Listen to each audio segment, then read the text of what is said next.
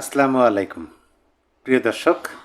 গণতন্ত্র উত্তরণে নাকি মহানায়কে রূপান্তরিত হয়েছে ডক্টর মোহাম্মদ ইউনূস।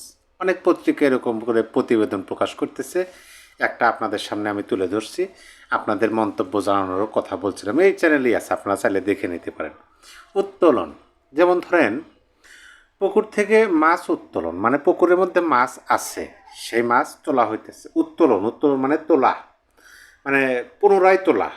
গণতন্ত্র পুনরায় তোলার জন্য তারা চেষ্টা করছেন, উত্তোলন করছেন। উত্তোলনের মহানায়ক ডক্টর ইউনূসের ঐতিহাসিক বিশ্বসেরা নির্বাচনের আজকে যে রিপোর্টটি প্রকাশ হয়েছে টিআইবির পক্ষ থেকে, সেই রিপোর্টটি পড়ার পরে আমি রীতিমতো অবাক হলাম যে যেভাবে প্রচার হয়েছে বা যেভাবে তিনি এখন নির্বাচনের পরে যেভাবে গর্ববোধ করতেছেন, এবং নির্বাচনে তিনি যখন ভোট দিলেন, ভোট দেওয়ার সময় তিনি যেভাবে হম্পজম্প দিলেন ক্যামেরার সামনে, একেবারে বিশ্বসেরা নির্বাচন, নতুন বাংলাদেশের ঘোষণা করলেন 2.0। এই তো কয়দিন হয়েছে, আজকে হলো 16ই ফেব্রুয়ারি, তার মানে মাঝখানে 4 দিন। 4 দিনের মাথায় যে তথ্যগুলো সামনে আসতেছে দেখেন, আমি একটু আপনাদেরকে পড়ে শোনাই। আমি কোনোভাবে হিসাব মিলাইতে পারতেছি না, আপনারা পারলে হিসাবটা মিলাই দিন। আগে আমি নিউজটা আপনাদেরকে পড়ে শোনাই। সেটা হলো, দেখেন, ত্রয়োদশ জাতীয় সংসদ নির্বাচন প্রক্রিয়া হলফনামা ভিত্তিক পর্যবেক্ষণে এসব কথা বলেছে টিআইবি সোমবার, অর্থাৎ আজকে রাজধানীর ধানমন্ডিতে টিআইবির কার্যালয়ে আয়োজিত সংবাদ সম্মেলনে এসব পর্যবেক্ষণ তুলে ধরা হয়। সেখানে সাংবাদিকদের বিভিন্ন প্রশ্নের জবাব দেন সংস্থাটির নির্বাহী পরিচালক ইখতিয়ারুজ্জামান। সেখানে তিনি বলছেন, দেখেন আপনাদেরকে একটু শোনায়।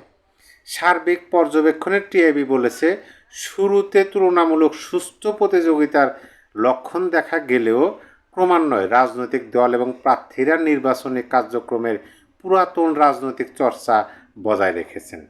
ফলে নির্বাচনের দল ও জোটের মধ্যে অন্তর্দলীয় কোন্দল, ক্ষমতার জন্য অসুস্থতা, প্রতিযোগিতা এবং সহিংসতা ক্রমে বৃদ্ধি পেয়েছে, যা নির্বাচন পরবর্তী সময় অব্যাহত। মানে আমরা দেখছি সেগুলোই বলছেন, কিন্তু ভেতরের যে খবর তারা দিচ্ছে, সেই খবরটা হলো টিআইবির পর্যবেক্ষণে বলা হয়, ভালো করে শুনবেন, টিআইবির পর্যবেক্ষণে বলা হয়, মাঠ পর্যায়ের গবেষণার জন্য চয়ন পদ্ধতিতে নমুনা ভিত্তিকভাবে নির্বাচিত 70টি আসনের মধ্যে 21.4% আসনে এক বা একাধিক জাল ভোট প্রদানের ঘটনার তথ্য পাওয়া গেছে। নির্বাচন পরবর্তী সহিংসতা হয়েছে 125টি। নির্বাচন নিয়ে নাকি কোনো সহিংসতাই হয় না, এইভাবে বলা হইতেছে। 125টি হয়েছে, 21.4% জাল ভোট প্রদানের ঘটনা ঘটছে 70টি আসনের মধ্যে। এইটা আমি সভানেত্রীপুত্র সজীবদের জয়ও পোস্ট করছেন। টিআইবির পর্যবেক্ষণে বলা হয়, জাল ভোট পড়েছে 21.4%। প্রতিপক্ষের এজেন্টকে কেন্দ্র প্রবেশে বাধা দেওয়া হয়েছে 14.3%। তাহলে এই নির্বাচনকে ঐতিহাসিক বিশ্বসেরা কি বলা যায়? অবশ্যই কমেন্ট বক্সে জানাবেন। কিন্তু আমি প্রথমে যে হিসাবের কথাটা বললাম, যে হিসাব মিলাইতে পারতেছি না, সেটা আপনাদেরকে একটা ফটো কার্ড দেখায়।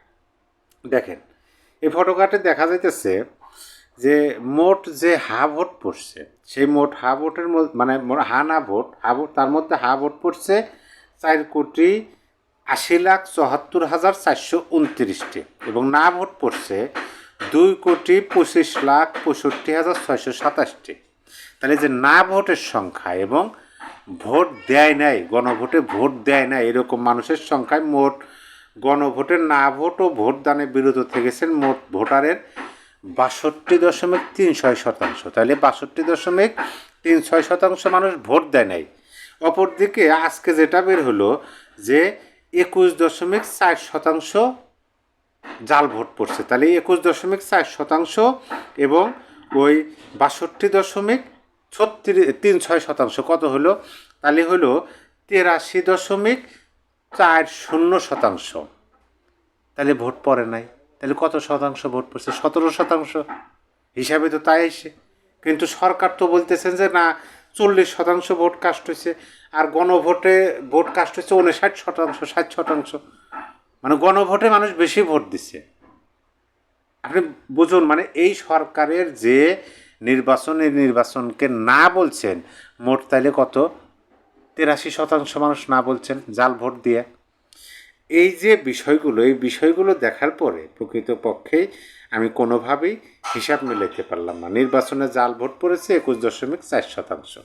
তার মানে 21.4% জাল ভোট, ওই ভোট মানুষ দেয় নাই। আর না ভোট, সেটাও যদি ধরেন যে না, মানে তাদের পক্ষে না, এই নির্বাচনের পক্ষে না বা গণভোটের পক্ষে না, তাদের মধ্যে অনেকে হয়তো ভোট দিচ্ছেন, তাইলে 21 আর হচ্ছে 62, 83%, 83.5% মানুষ ভোট দেন। তার মানে ওই রকমই 15-17% ভোট হয়তো পড়ছে, মানে এটাই বোঝা যাইতেছে। প্রিয় দর্শক, মানে এত জাল ভোট পড়লো ডক্টর ইউনূসের ঐতিহাসিক নির্বাচনে, ভাবতেই অবাক লাগে, তাই না? অবশ্যই আপনার মূল্যবান মতামত কমেন্ট বক্সে লিখে জানাতে পারেন। সবাই ভালো থাকবেন, আল্লাহ হাফেজ।